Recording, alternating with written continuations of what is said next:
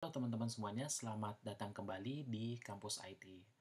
Nah teman-teman, ini adalah video kelima kita. Setelah sebelumnya di video keempat, kita sudah membuat fitur untuk melakukan register. Nah untuk video kelima ini, kita langsung saja membuat fitur untuk proses login-nya. Nah nanti saya maunya login ataupun form login itu ditampilkan ketika aplikasi web ini pertama kali diakses. Jadi nanti kita akan membuat request slice seperti ini. Jadi ketika ada request slice seperti ini, maka nanti dia akan menampilkan halaman untuk login. Seperti itu.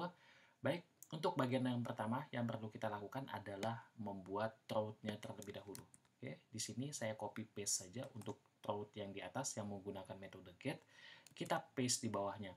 Kemudian di bagian ini kita ubah menjadi slice saja. Ya, jadi seperti ini saja. Kemudian untuk metodenya kita ubah menjadi metode login. Nah, jadi teman-teman nanti buat satu buah metode login pada out controllernya, yang mana nanti perintahnya adalah melakukan redirect ke halaman login. Seperti itu. Oke, kita masuk saja ke out controllernya. Nah, di sini kita bisa membuat satu buah function dengan nama login, yang mana perintahnya adalah mengembalikan view dengan nama login juga, seperti ini. Oke, ini kalau misalkan saya jalankan, kita reload, ini akan error ya teman-teman. Kenapa? Karena kita belum membuat view-nya. Ya, jadi kita belum membuat view dengan nama login. Oke, kita persiapkan dulu untuk view login-nya. Saya akan klik kanan di bagian views. Kita pilih new file. Kita buat satu buah view dengan nama login.blade.php. Oke, kalau sudah kita enter saja. Nah, karena untuk proses login-nya ini itu kurang lebih sama formnya dengan yang ada pada register, maka kita akan menggunakan form yang ada di sini saja. Kemudian nanti kita akan lakukan perubahan sedikit.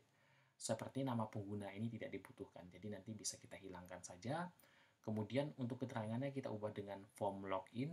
Kemudian di bagian sign up kita ubah dengan sign in.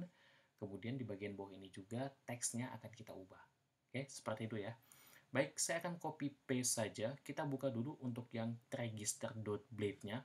Oke, saya akan Ctrl Alt, kita Ctrl C, kita copy, kita paste di bagian login-nya di sini. Setelah saya paste, seperti yang saya katakan, kita kelola dari atas dulu ya. Kita akan ubah form register menjadi form login. Oke, setelah itu kita akan buang bagian text box untuk nama penggunanya ya di sini. Oke, kita masuk dulu ke yang slice di sini. Nah, ini dia. Sudah form login, kita buang nama penggunanya mungkin di sini. Oke, div mulai dari div ini ya. Ini div buka, ada label, ada inputnya, kemudian ini div tutupnya. Ini kita hapus saja. Oke, setelah saya hapus, mungkin saya perlu tambahkan atribut autocomplete. Oke, sorry, autofocus maksudnya di bagian emailnya. Jadi ketika saya reload, maka dia akan langsung autofocus ke bagian emailnya. Oke, seperti itu. Kemudian sign up ini akan saya ubah menjadi sign in. Dan yang berikutnya adalah teks yang di bawah ini kita akan ubah ya. Jadi yang sebelumnya sudah punya akun, saya akan ganti dengan belum punya akun ya, maka kita bisa register. Nah seperti ini.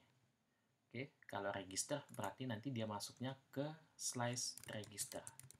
Nah, seperti ini ya. Jadi slice register ini pastikan sudah terdaftar di dalam route-nya. Oke, kemudian yang di dalam register itu artinya untuk login kita harus menuju ke halaman slice.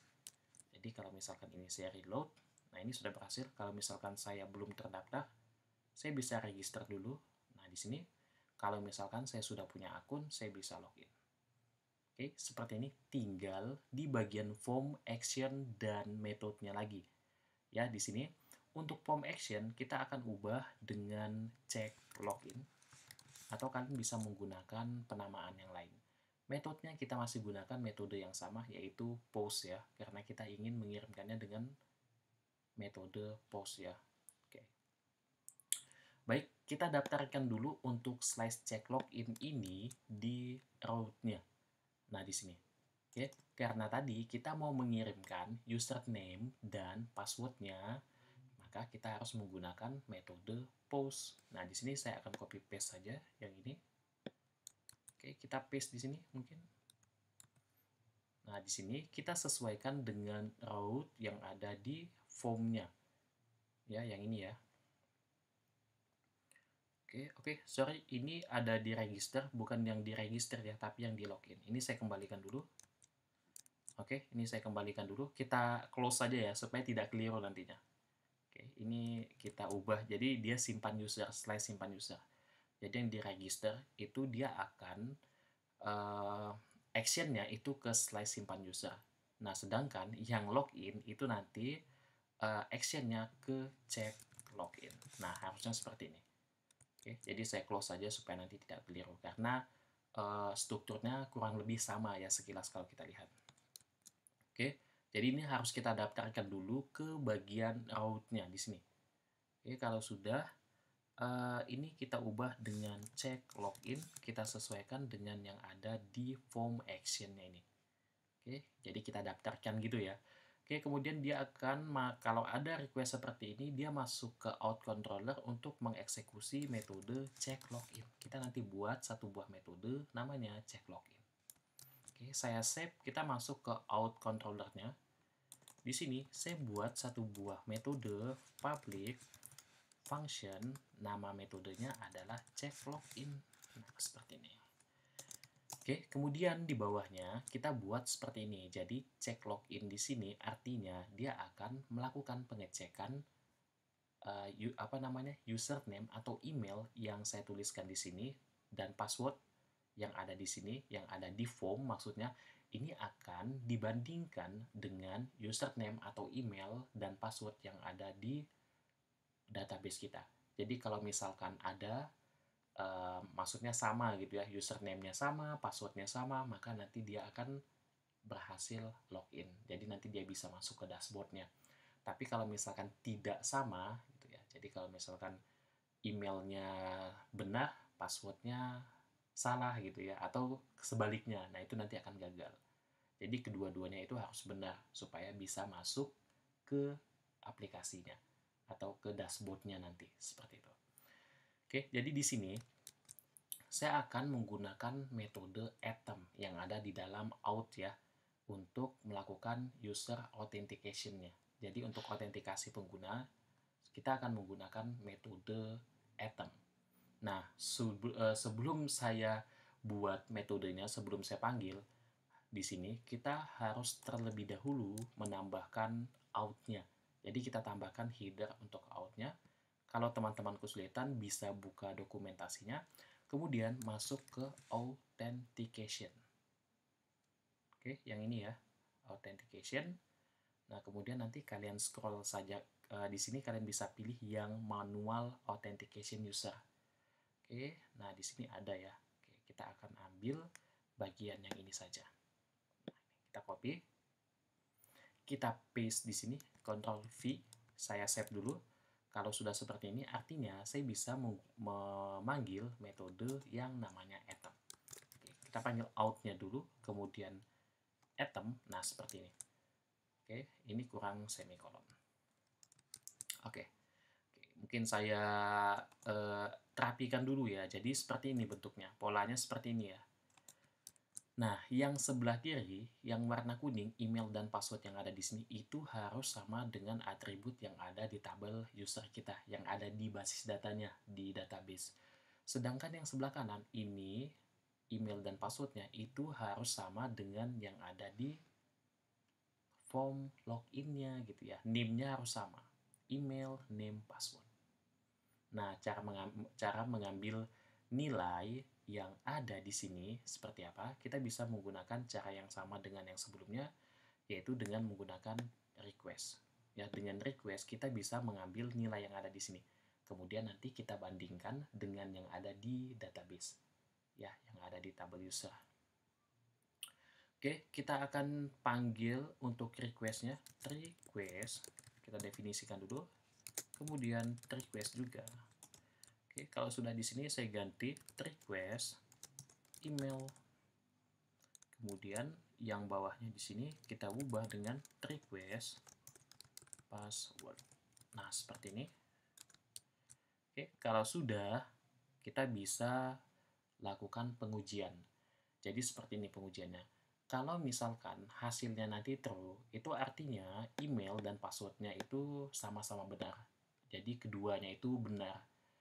Maksudnya emailnya dan passwordnya itu ada atau terdaftar di dalam tabel user yang ada di basis data. Jadi sama gitu ya, apa namanya, ya serupa email dan password yang kita tuliskan dengan email dan password yang ada di tabel user pada database. Oke, seperti itu. Tapi kalau nanti hasilnya itu false, itu artinya kedua-duanya salah atau salah satu dari keduanya ini salah. Jadi tidak boleh salah semua atau salah satunya gitu ya. Jadi kedua-duanya itu harus benar untuk bisa masuk ke dalam dashboard ataupun ke dalam aplikasi web kita. Seperti itu.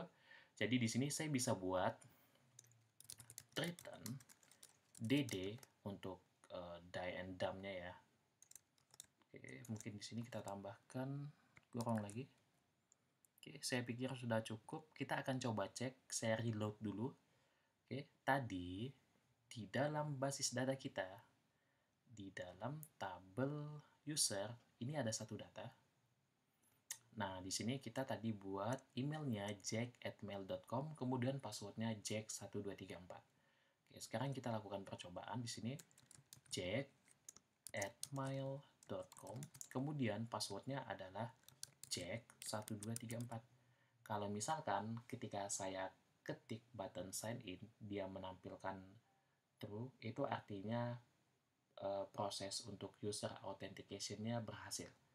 Oke, kita sign in. Nah, ternyata di sini kalian bisa lihat hasilnya adalah true.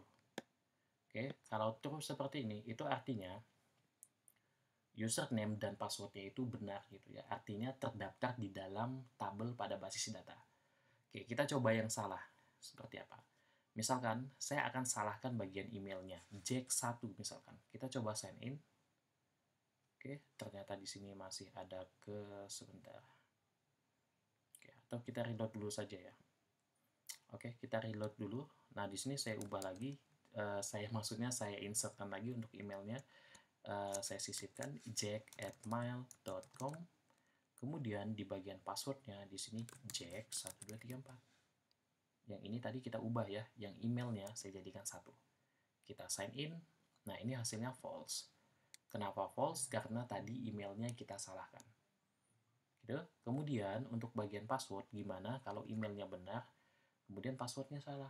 Passwordnya saya tambahkan misalkan 90 gitu ya. Oke, kita coba sign in. Nah, ternyata dia juga false. Ya, karena walaupun emailnya benar, tapi passwordnya salah gitu ya. Maka dia tidak bisa login. Seperti itu. Oke, nah di sini kita kembalikan lagi ke bentuk yang semula, jack@mail.com dan jack1234. Kita coba sign in dan berhasil. Oke, ini artinya tadi kita berhasil masuk ke dashboardnya. Nah, nanti di sini tinggal kita bisa tambahkan if statement ya, supaya nanti kita bisa masuk, supaya nanti ada proses pengecekan maksud saya. Jadi misalkan kalau true kita bisa masuk ke dashboard, kalau false kita akan dikembalikan ke halaman login-nya lagi. Oke, saya langsung buat saja di sini. Kita langsung tambahkan if seperti ini, if out, kemudian di sini juga. Oke, di sini saya tambahkan. Jadi kalau misalkan not, saya buat not saja ya. Jadi not true gitu, artinya false. Kalau false, dia akan di return redirect, dia akan dikembalikan ke slice login. Ya, jadi dikembalikan lagi ke form login. Tapi kalau misalkan dia true gitu ya, kita buat else-nya di sini. Kalau misalkan username dan passwordnya ada gitu di dalam basis datanya, maksudnya sesuai dengan yang kita tuliskan di formnya, maka kita buat return. Kita tampilkan string dulu saja ya, karena kita belum siapkan untuk halaman dashboardnya. Kita buat seperti ini saja dulu. Berhasil login. Nah, seperti ini saja. Oke, saya save. Kita coba reload dulu ya. Oke, kita coba gunakan yang jack1@gmail. Oke, salah. mail.com. Kemudian passwordnya jack1234. Kita sign in. Oke, sorry, di sini login. Harusnya bukan login, tapi slice. Oke, kita back lagi. jack1@mail.com. Kemudian passwordnya jack1234. Kita sign in. Nah, kita dikembalikan lagi ke halaman login. Nah, gimana kalau misalkan saya menggunakan email atau username dan password yang tepat. Oke, seperti ini misalkan. Kita buat lagi di bawahnya. jack1234, kita sign in. Nah, kita berhasil login. Seperti itu. Oke, baik. Nanti untuk video selanjutnya, kita akan persiapkan untuk bagian dashboardnya. Nah, untuk dashboardnya nanti kita akan untuk layouting di bagian dashboardnya, saya akan menggunakan layouting yang sesuai dengan backend. Jadi untuk navs-nya atau navigasinya, saya akan buat yang navigasi vertikal. Kemudian kita buat yang tidak terlalu rame lah ya untuk layoutnya nanti, ataupun untuk desain di bagian dashboard backend-nya, seperti itu. Baik teman-teman, untuk video yang ini saya cukupkan dulu sampai di sini. Silahkan nanti dinantikan untuk video yang berikutnya. Sampai jumpa dan terima kasih.